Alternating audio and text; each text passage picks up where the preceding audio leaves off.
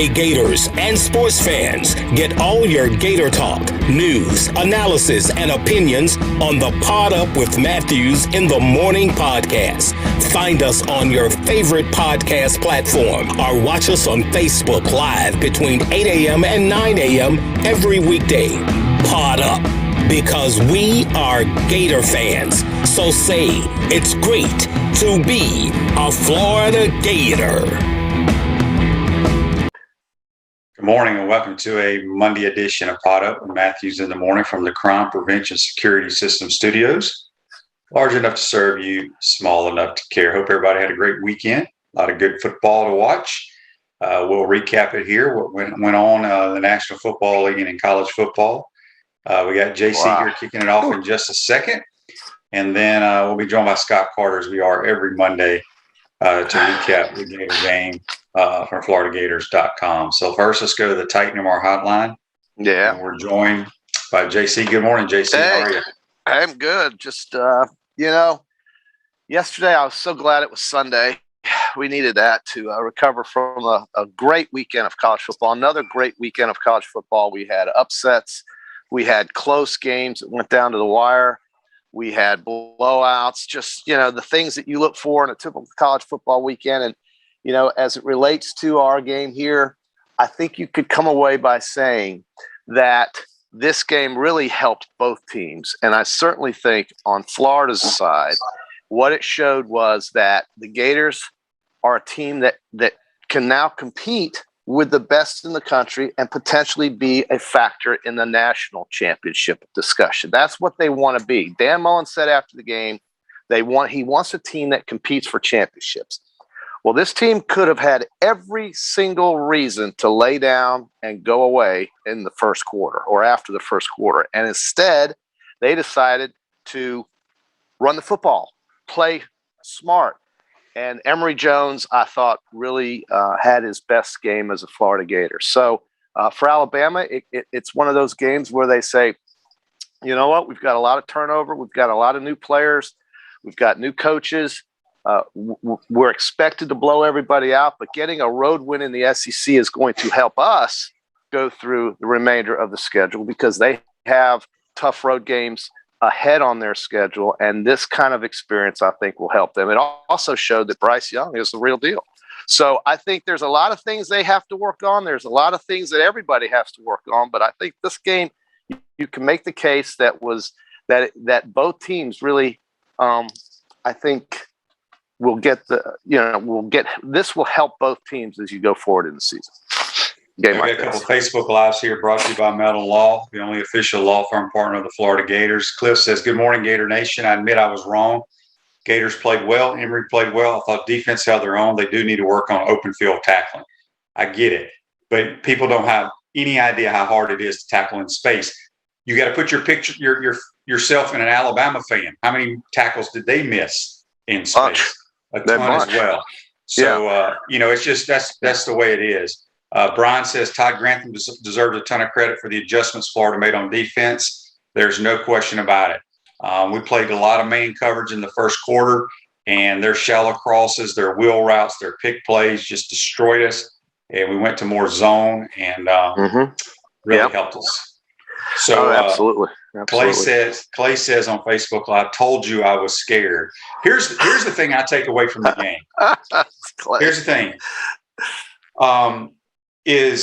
Yes, Alabama has a lot of good people. The first quarter, I thought the first quarter was a disaster for Florida, great for Alabama. I thought the last three quarters, Florida outplayed them. I thought they outcoached them.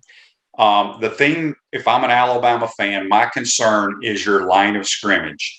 I don't know when the last time I saw an Alabama O-line and D-line not get the best of their opponent. Florida clearly dominated the line of scrimmage. And that's where I think the biggest difference, and I don't know Alabama's personnel, I don't know how many they lost, but that's what stood out to me. Here's a stat for you, JC. I don't know if you saw this. This came from the SEC Network. Alabama versus other opponents over the last 16 games, they've won by a 31.2 margin. Alabama versus Florida in the last two games, 4-point margin. Yeah. So, no, I mean, it just shows that Florida has in these in these last two games, they haven't laid down. I mean, they had every chance to just throw. Listen, it was 21-3, and everybody in the building was really concerned, right? But this team is young, and they've got players that don't really care about what's happened in the past. In these last 8 games that Alabama's beaten Florida, it's not important to these guys, and it shouldn't be. I think Florida's the big thing for Florida is that it showed that Georgia is not just going to waltz through the SEC East.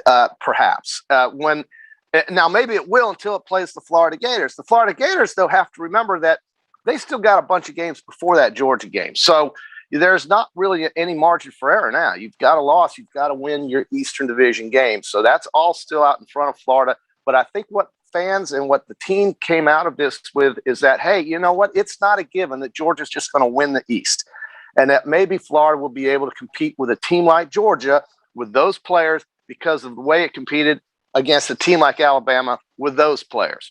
And since we're talking about stats, let me give you a stat for all the Alabama fans listening. In 5 years, since 2016, including 2016, in 5 seasons, Alabama has lost a grand total of 5 games. In those 5 seasons since 2016, they've won 3 national championships and played for a 4th. It is very understandable that when you have the turnover of coaches and players on an annual basis, that maybe, just maybe, you're going to travel somewhere like Florida and have a tough game. So do not worry about Alabama. They'll be fine.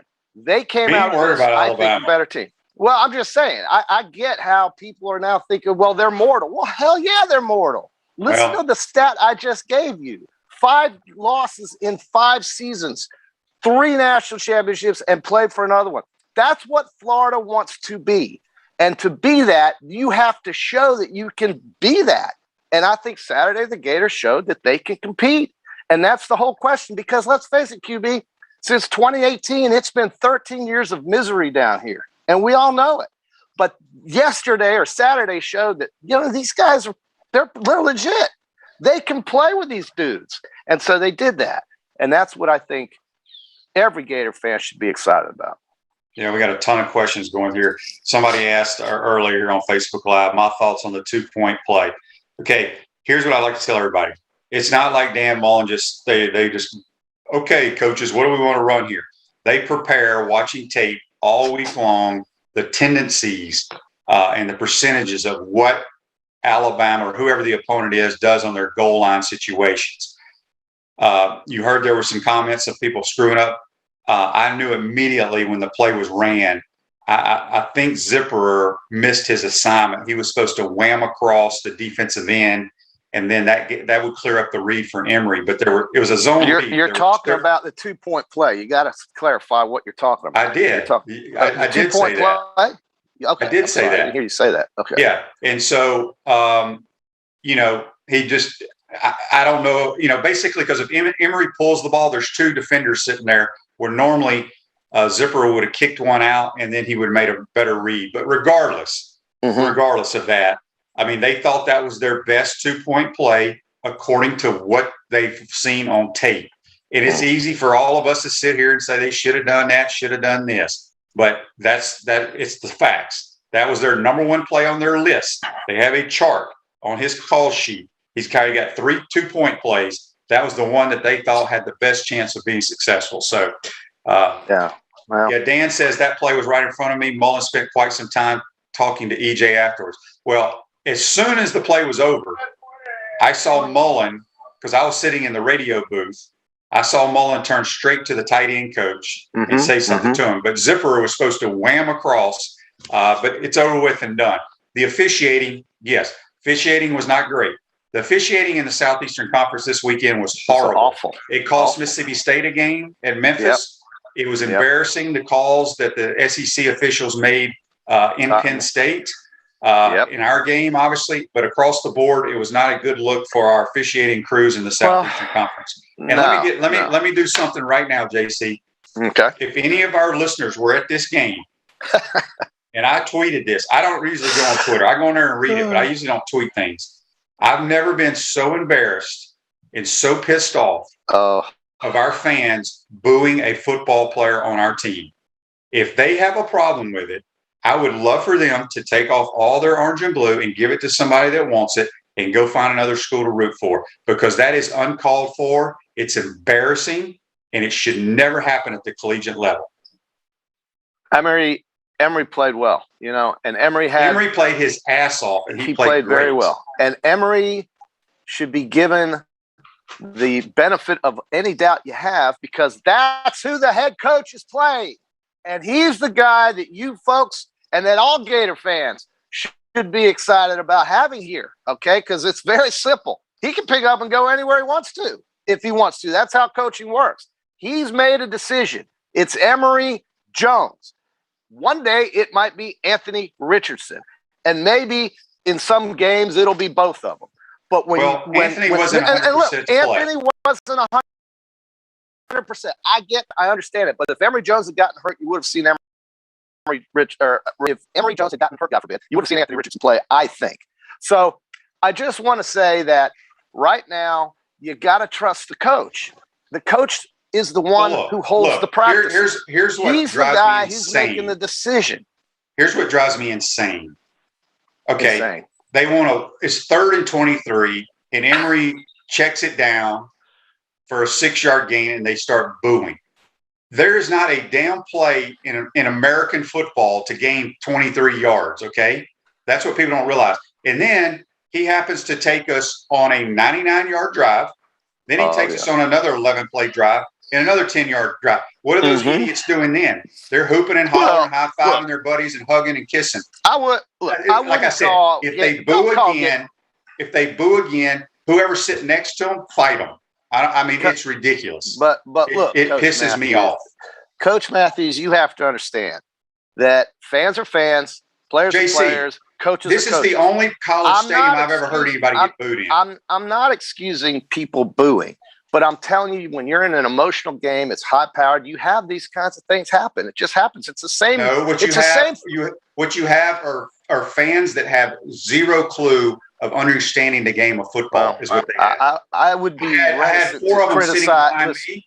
I had 4 of them sitting behind me that had no idea. They complained on every play. Every play they complained because you can't make everybody happy, QB. You can't make them all happy. No. But the point is that JC, everybody thinks they know football, and not every play is to score a touchdown. But if I'm ever sitting with somebody that boos again, and I never say a word during a game. I didn't say a word to these guys. I just turned around and looked at them like they were complete morons. Yeah. But I will literally get up in somebody's face if they boo another college athlete. Okay. Well, I hope I get to see that. But I don't want seeing people get booed either. I feel bad for the kid. I really did. I mean, he's played his heart out. He played a good game. He really did. Best game he's ever played as a Florida Gator. He's had the chance. He took advantage of it. And the thing that sticks out to me, that sequence of the game, when we get back to the game now, is that 99-yard drive was very impressive. A lot of third down conversions. Alabama had the same thing coming back when they scored their 28th point with a bunch of third down conversions. And so this was a game where Alabama, I think, only had the ball 3 times in the second half. Florida was smart wasn't smart, but they executed well enough to keep the ball away from Bryce Young and Alabama.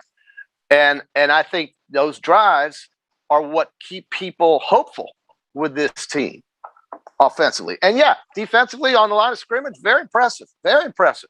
Got to remember, Alabama's replaced 4 guys up front. It's okay when you get beat, but if you can come out of the place and win, they won in every statistical category. Florida basically did, except one.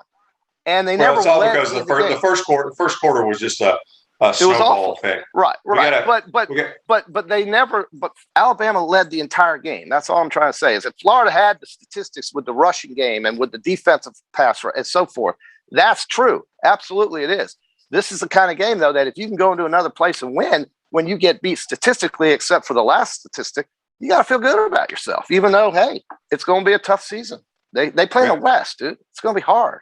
We got a text here on the Titanmore text line. Good morning, guys. Very proud of the Gators Saturday. I'm in agreement with you, Shane. Anybody that boos needs to find another team. I'm dead ass serious. They need to revoke those people's tickets. You're still on that. I mean, it's ridiculous. Then we got a text here from Jason. He says, tell JC that nobody is worried about Alabama. He's yelling at you this morning. The game was great. Both teams played well. If Florida plays like that, they should see Bama again in the SEC championship game. Yeah, I mean, there's a lot of football to be played. Bama better get ready in 2 weeks because they're going to see a better offense than what they saw this weekend. Well, it's not just the Ole Miss offense. I mean, yeah, they had 700 yards against Tulane, but what's most impressive about Mississippi is their defense right now. And granted, they played Tulane and Louisville and all this other stuff. But look, man, some guy was on here about a month ago talking to you about Mississippi, and you said 5-5, 6-5, whatever you said. Well, I can sit here and say they're better on defense than I thought. But again, they have not played anybody worth a damn on offense. So turn your car or truck into a rolling billboard for your business or brand with an eye-catching vehicle wrap from Wrap Spot.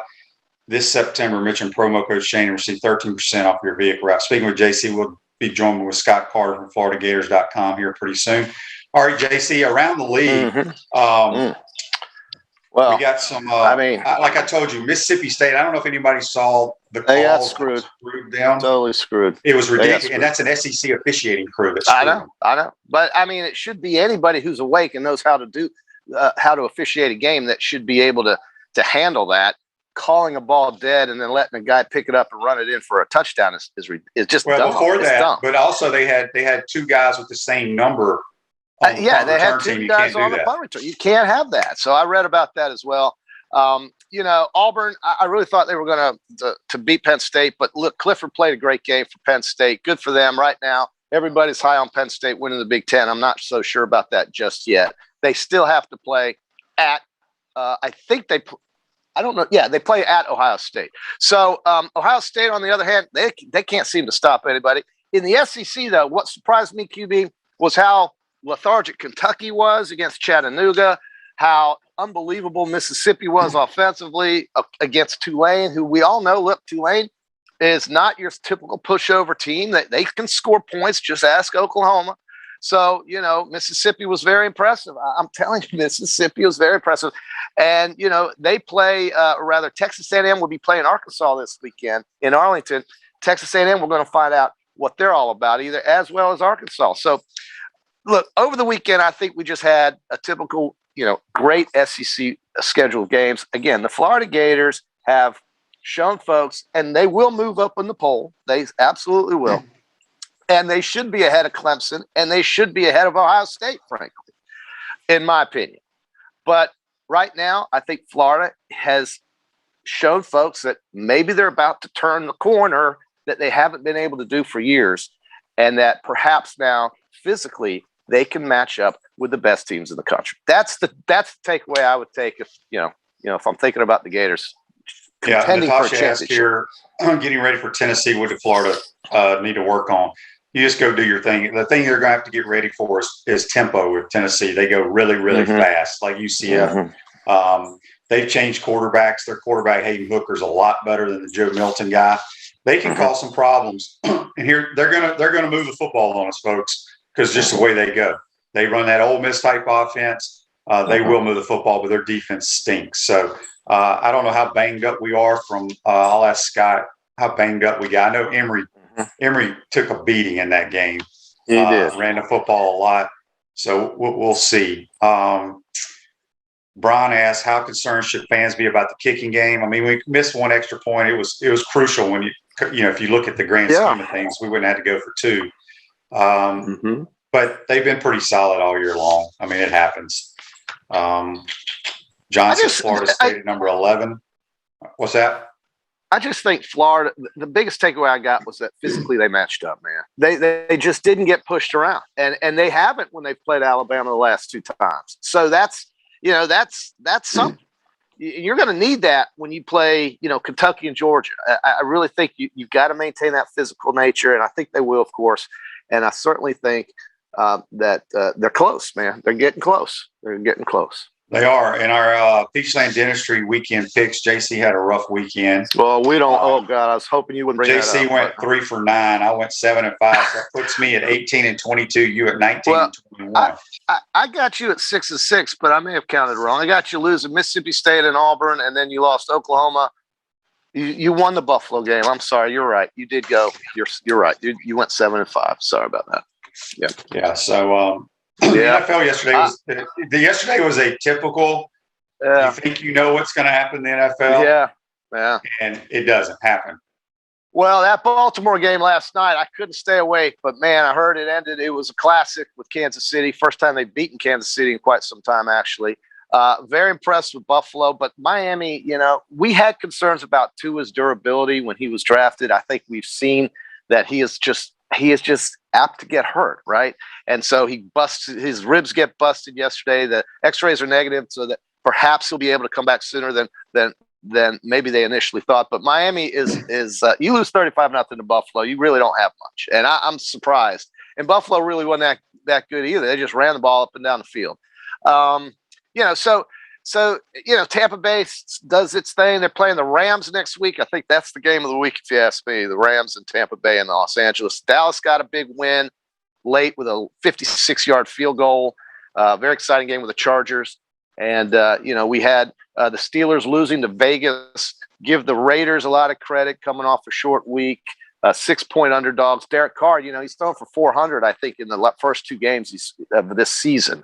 And traveling across the country for Vegas, playoff off short week, and playing the Pittsburgh Steelers in Pittsburgh and winning that game, and really kind of just dominating that game was a big story for me on yesterday's schedule. I mean, Vegas, I just didn't think they were going to beat the Steelers, and they did.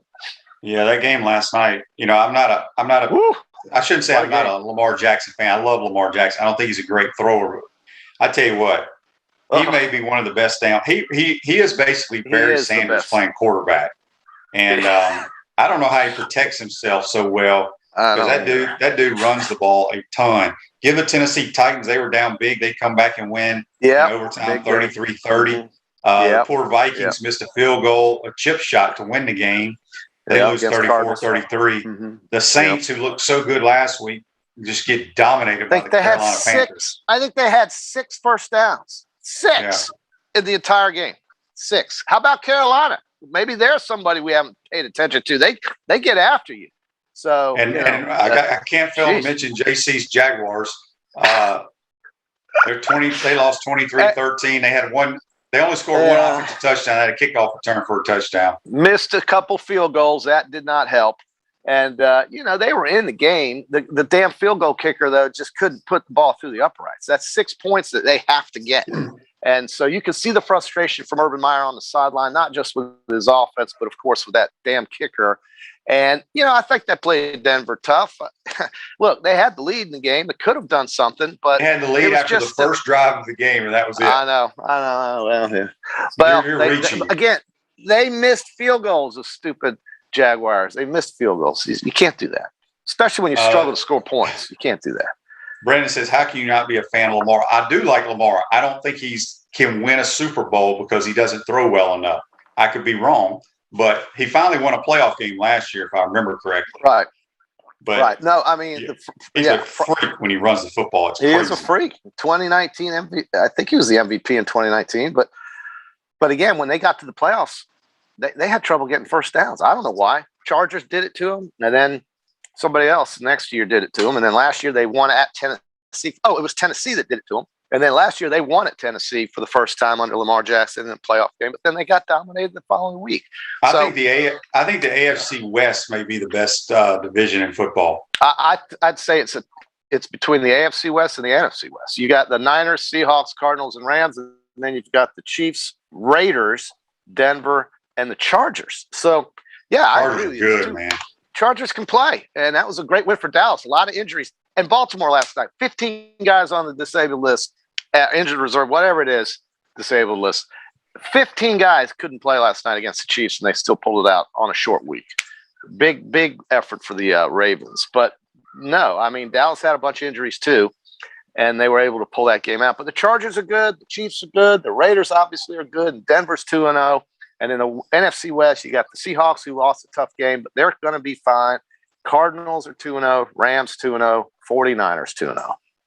John says on Facebook Live, brought to you by Metal. Shane, in your opinion, should UF and Auburn had either moved up or not moved down in the polls when having excellent games against much higher ranked teams?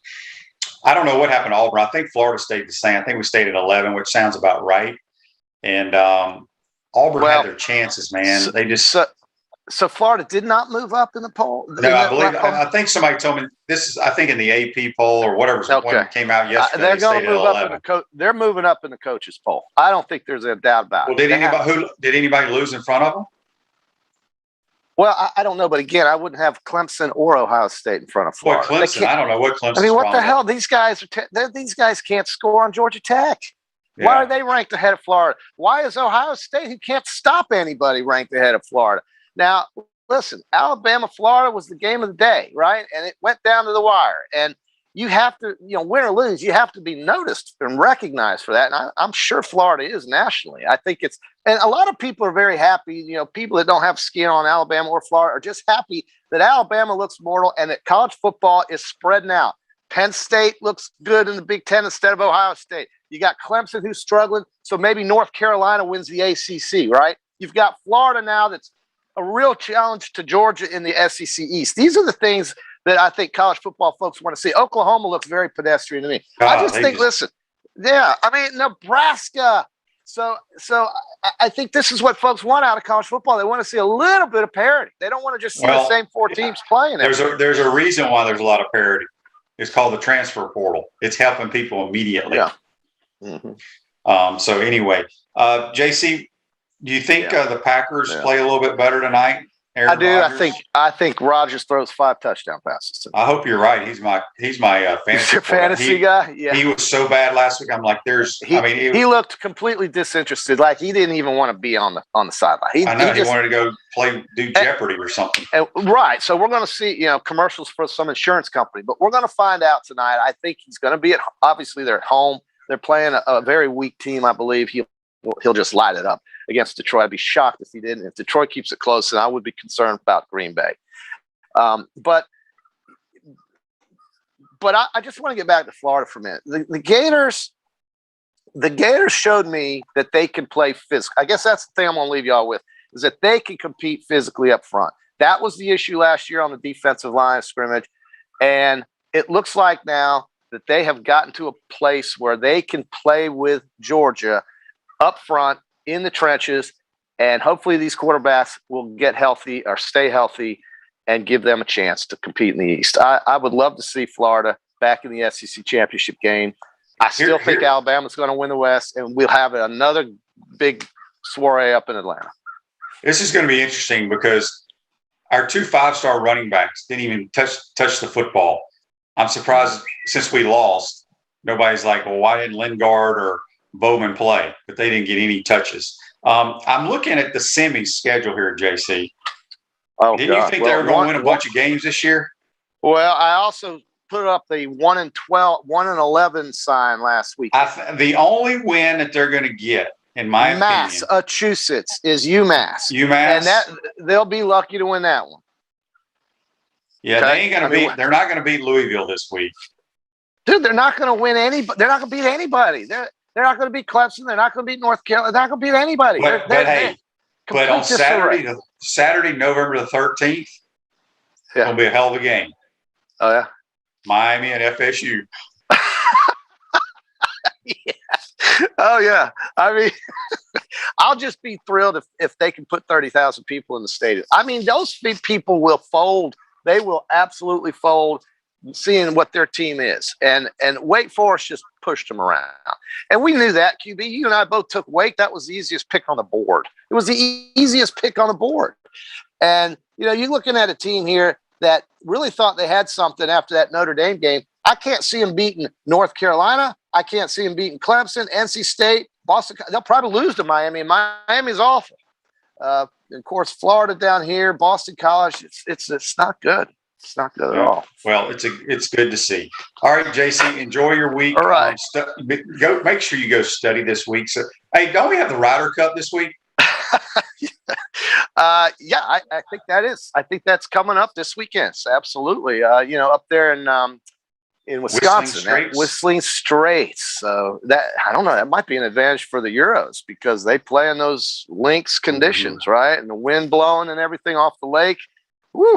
So I wouldn't be shocked to see Arrows win. I don't want them to win, but that wouldn't surprise me one bit. Yeah.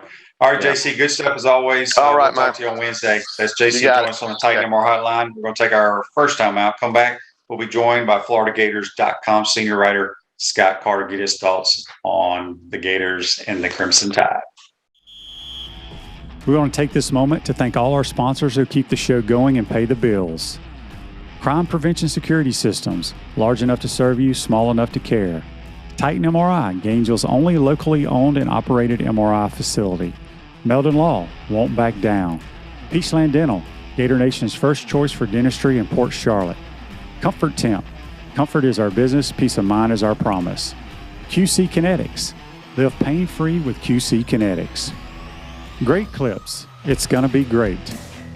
Our Gridiron sponsors are Auto ER, UF Bookstores, Celebration Point Town Center, South State Bank, Chris Doring Mortgage, Silverback Concrete Co.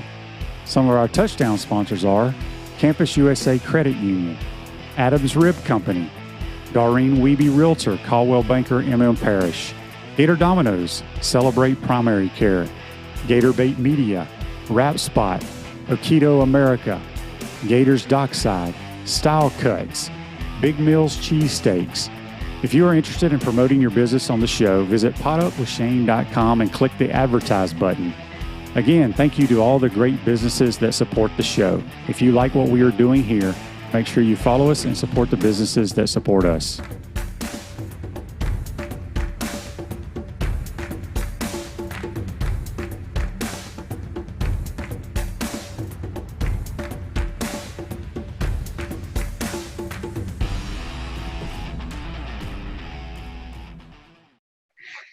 Welcome back to the Crime Prevention Security System Studios, large enough to serve you, small enough to care. Center State Bank is now South State Bank, but they still put business first. They understand that small businesses need a community business partner that they can rely on. South State still has 4 convenient Alachua County locations. South State Bank, banking 4, member FDIC. We're going to head down to the Titan MR hotline once again. We're going to be joined by senior writer for FloridaGators.com, Scott Carter. Good morning, Scott. How are you, bud? Hey, good morning, Shane. Still got a little ringing in my ears from the Saturday, man. That was the swamp like we all remember. Yeah, I tell you, it brought back the feeling back in the 90s. And then when Urban was here, it was a tremendous electric atmosphere, except for Scott. I went off earlier on my show, and I don't tweet a whole lot, but I tweeted after the game. I was so pissed off when these people were booing. I mean, it gets underneath my skin. They should never boo a college athlete, and especially the guy who played his tail off. Yeah, I know that was a moment in the game where the Gators were, down some early. People are getting a little antsy there. But I'm like you, Shane. I mean, these guys are college athletes. It's a different dynamic than the pros. And I kind of always got that rule in my head too. I mean, no reason to boo these guys. It was just one of those moments where, I was surprised a little bit by it myself that early in the game. But on the flip side, I don't think they were booing him after the game or the Gators. It was a great effort, but it was just a bad moment there, if you ask me. Yeah, it was. I'm very composed, but I was very irritated with that. Coach Mullen, in his presser, I didn't get to hear or see any of it, but gosh, I don't think anything could have gone any worse than the first quarter. Mm-hmm. But I mean, give these guys credit, give the coaching staff, give the players credit for just sticking to the game plan and battling. And I thought we outcoached them and outplayed them the last 3 quarters. Did Mullen say what he said to the team maybe after the first quarter at halftime to keep these guys engaged? Yeah, I just said, look, relax, go out there and do what you do, play the game, and the rest will take care of itself. And I think they did that. I think everybody obviously was a little bit stunned by how quickly it got 21-3, and you're sitting there thinking, where's this going, man? But I tell you what, Shane, I mean, people ask, well, what's your takeaway from that game? The biggest takeaway I have is I've seen for the last decade Alabama and Florida go head to head, and even if you go back to December in the championship game, I would take Florida's performance on Saturday over that one because if you look at those last three quarters, the Gators dominated the game. They didn't do that in Atlanta last December, although it was a close game. Both teams kind of tore each other up. But, I mean, you know, you look at the stats, they tell the story. The Gators had over 100 more yards offense, had 246 yards rushing. The key stat in the loss was that, you know, an early turnover and the third downs. You know, Alabama obviously had some key third downs helped by some pass interference calls.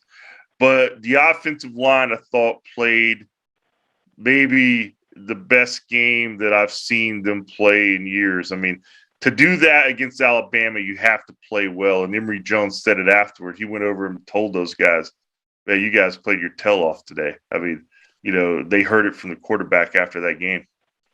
Yeah, I agree with everything you said. I don't know if I've ever seen Alabama on both sides of the line of scrimmage get dominated like they did, especially the way our offensive line pushed them around. You don't see that often. And I think Alabama's got some problems in their front, their big guys on both sides of the ball. And I think Ole Miss and Texas A&M can really give them some problems. At Chris Doering Mortgage, they do mortgage lending right, helping home buyers throughout Gainesville and North Central Florida. Call Chris Doering Mortgage today at 352-244-0840. Speaking of Scott Carter here, you can follow him on Twitter at GatorsScott. John asks, Shane, was that third TD pass by Bama an illegal pick play, or was that legal to knock down the UF defender? I'm not sure which one he's referring to. I think probably the one where Dean got knocked down by Mechie down the left sideline there. And the guy was pretty wide open. Was it on the deeper throw in the southeast corner? Yes, that was. Yeah, I don't remember. Like, I usually just watch the route combinations, and let me tell you something. That was a damn good route combination. That was a beautiful play design by Bill O'Brien, and you know, sometimes guys get tied up. I'm not really sure. You know, I thought the biggest adjustment in the game, Scott, and I don't know if Todd Grantham talked about it. First quarter seemed like we played a lot of man coverage, and they were dialing up the plays for man coverage, and guys were running wide open on shallow crosses, and we were throwing bubbles out of the backfield. We couldn't tackle them. And I try to tell people, they couldn't tackle us too now. You know, they couldn't tackle Damian Pierce and our guys when we got it to them in space. It's hard to do. But I felt like the defensive staff made an adjustment, played a little bit more zone the last three quarters that didn't give up those big chunk plays. Yeah, I mean, they did. I think I don't think Alabama had a play more than 30 yards if I read that correctly. I may be wrong, which doesn't happen very often, obviously. But they had a lot of those underneath. They did change some stuff. You know, Grantham didn't talk after the game, but you can see it on the field. I mean, they made some adjustments, and you know, they held Alabama to 331 yards, I think, which again is hard to do. And I thought overall both sides of the ball up front, you know, that's where the Gators excelled. And you knew that in this game, Shane, the Gators defense was going to have to do something big to make it a game. And obviously, when you get down 21-3, you have to go deep inside yourself and say, okay, what can we do? How can we get this done without this getting out of any more hand? And you got to give the guys credit. They found a way. They tapped into their will, and that's a huge shout out to those guys for finding a way to do that. And they did it, you know, without Ventrell Miller. One of their captains was sidelined for the game. I thought, you know, Diabate and Moon and some of those guys filled in nicely for him. Thought Brenton Cox Jr. maybe had one of his better games as a Gator. So that's what it's going to take as they go on from here and try to get into a rematch with these guys. Alan asks, is it legal for the receiver to grab the face mask of the safety during a reception or run? You know, a lot of times when a running back or receiver has the ball and they stiff arm and their hand is near the face mask, it never gets called. I never understood why, because it always gets called on the defender. Look, there was a ton of questionable calls, and that's the thing Coach Mullen, I believe, said. You know, it's a judgmental call sometimes on pass interference, and a lot of it kept their drives alive. I get it.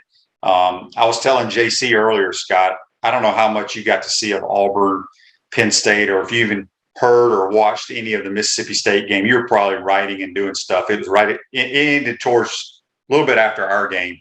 Yeah. And the SEC officiating crews had bad games in those two as well. Just some horrible calls. Yeah. I mean, that's always going to happen, Shane. And I get it. Like you just said, I understand some of the, displeasure with the refs at times from fans, but I don't think in the end anything really came down to where it truly impacted the Gators having the chance in that game. I mean, they make the 2-point conversion. It's a tie game and overtime. I think it was unfortunate they had some communication problems there on that play at the end. I just think more than anything, I just think this reshapes, I think, the perception of the Gators some nationally, certainly, and even within the own fan base. I mean, I know obviously everybody wanted to see a win, but I like I said earlier, I just feel that the belief that this team can take from this to do that against Alabama for really 3 quarters to own that game, you just don't see that happen very much. I wrote, you look at Alabama and Florida's matchups before last year in Atlanta when it was 6 points. They had all been like 25, 38, 19, 24. There was no close games there, really. And then the last 2, that gap's shrinking, and now the only thing is left for them to beat them. And I truly think if they get another chance, they won't be 15.5-point underdog. I can tell you that. Yeah. I had a lot of people ask me if I thought Anthony was going to play this week. I didn't think he would. And, I think the only way he was going to play, if I'm not mistaken, if Emory had had an injury. Yep. But I think it was a smart move because I don't think people realize those hamstrings. I mean, if he got in there and he tweaked it or pulled it again, he may be out the rest of the year. Do you think, it's only been about a week and a half, 2 weeks now? Not even 2 weeks, has it? Yeah, it'll be 2 weeks next. It's Saturday. Mm-hmm. Do you think he plays against Tennessee at all? I'm going to use a 50-50 at this point, really. I mean, I think that's truly where it is. I think he'll go through the same process as he went through last week, get out there during practice and see what he can do each day, get some imaging of it to see how it's coming along. Mullen said Friday's MRI actually looked better than the trainers expected. But what you said, it goes all back to these injuries are so just tricky. I mean, you got a strain there, you let it heal, you can get back out there and do your thing. But if you do it too early, it can derail the whole season. And I thought it was smart to play it safe, and I think they'll probably take that same approach against Tennessee. With what Emory did out there against Alabama, I think that helped him a lot.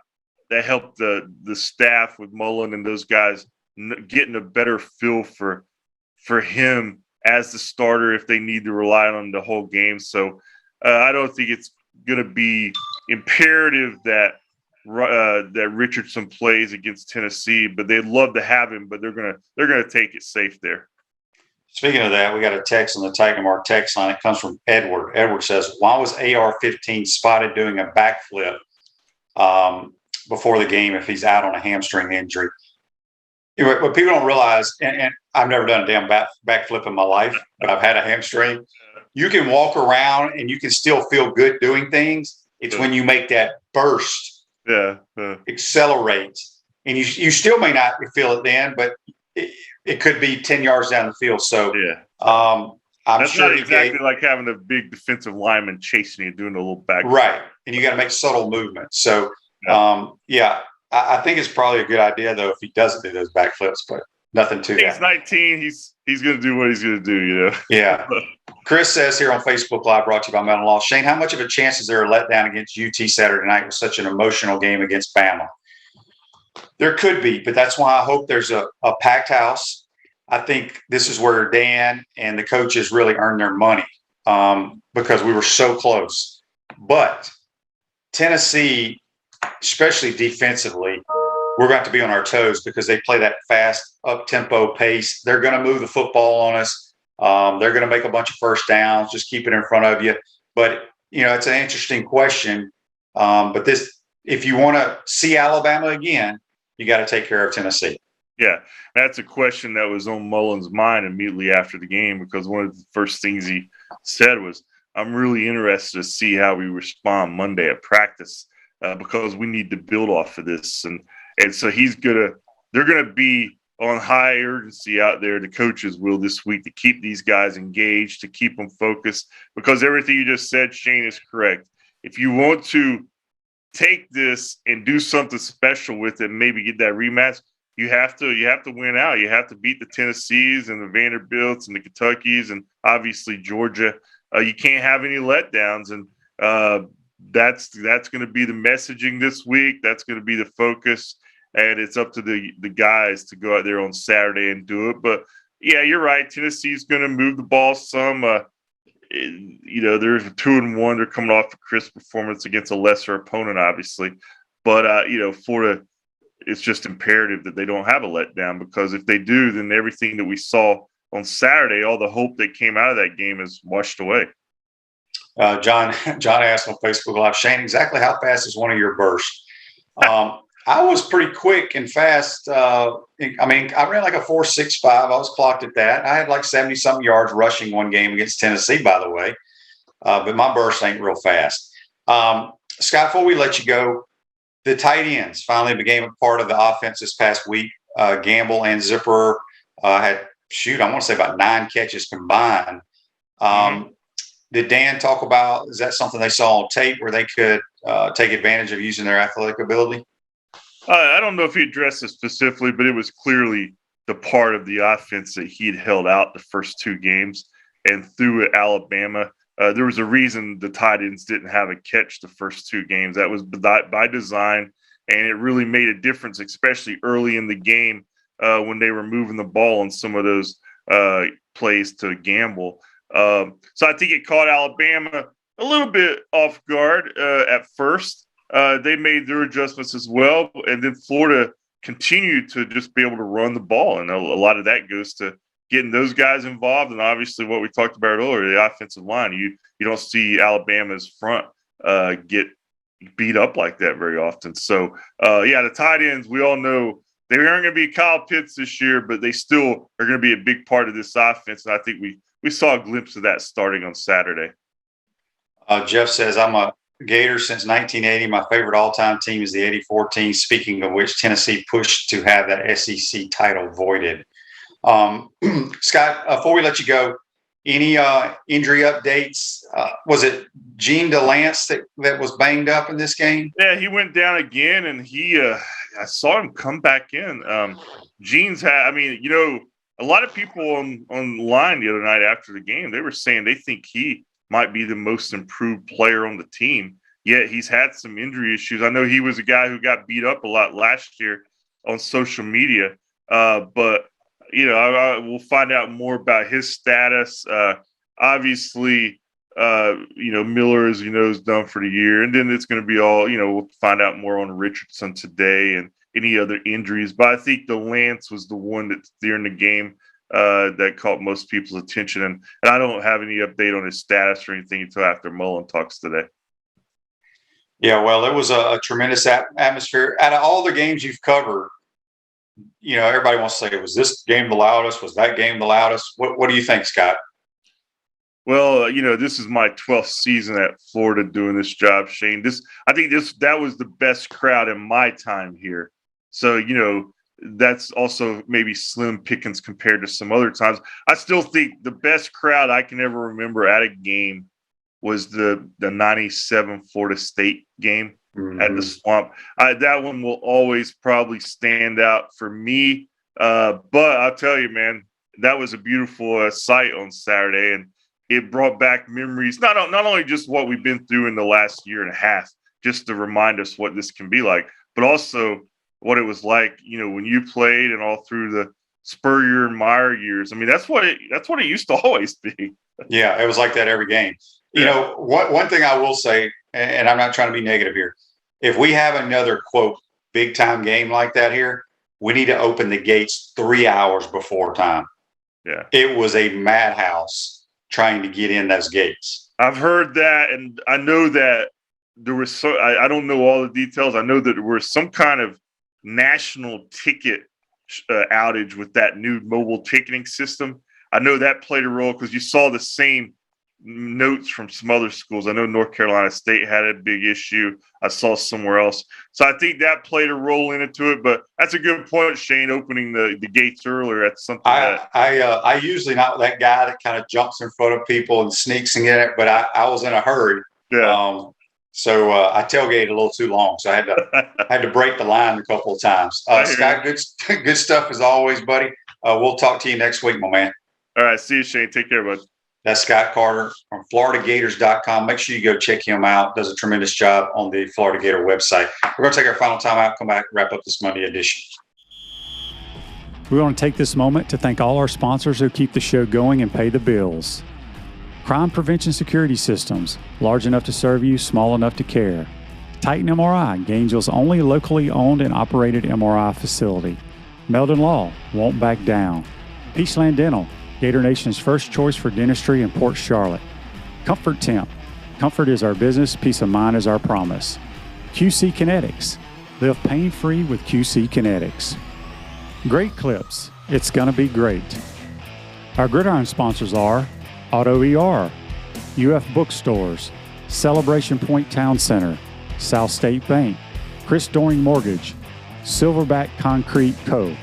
Some of our touchdown sponsors are MB Listing, Cornerstone Financial, McDonald's of Gainesville, My IT Masters, Gainesville Neon and Signs, 84 Lumber, Tropical Smoothie Cafe, Avera and Smith, Dowling Signs, Baker's Sporting Goods, Ruse Ogra Agent, State Farm Insurance, Silver Cube Billiards and Sports Bar.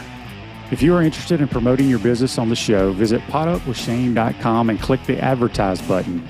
Again, thank you to all the great businesses that support the show. If you like what we are doing here, make sure you follow us and support the businesses that support us.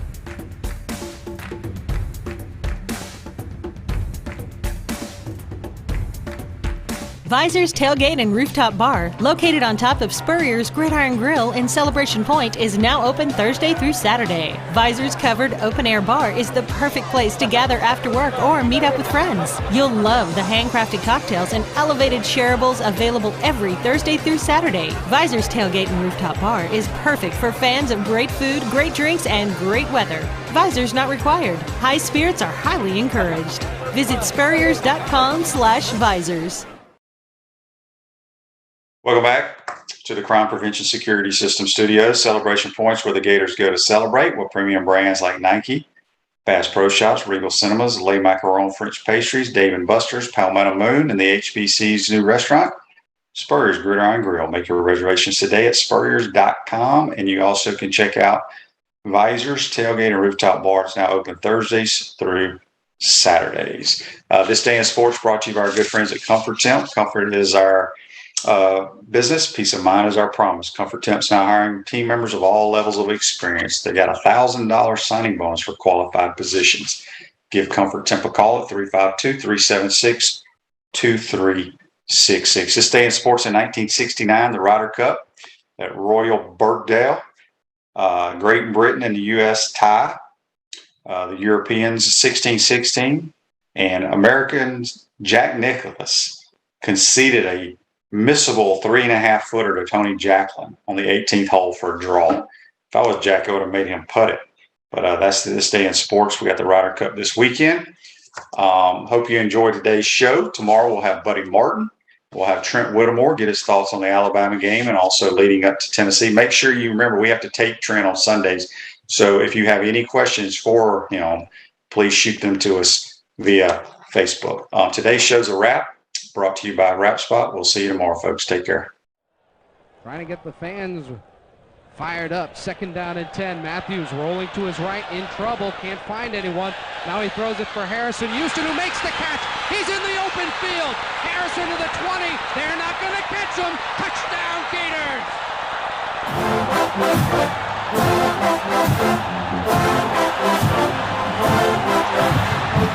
Gators.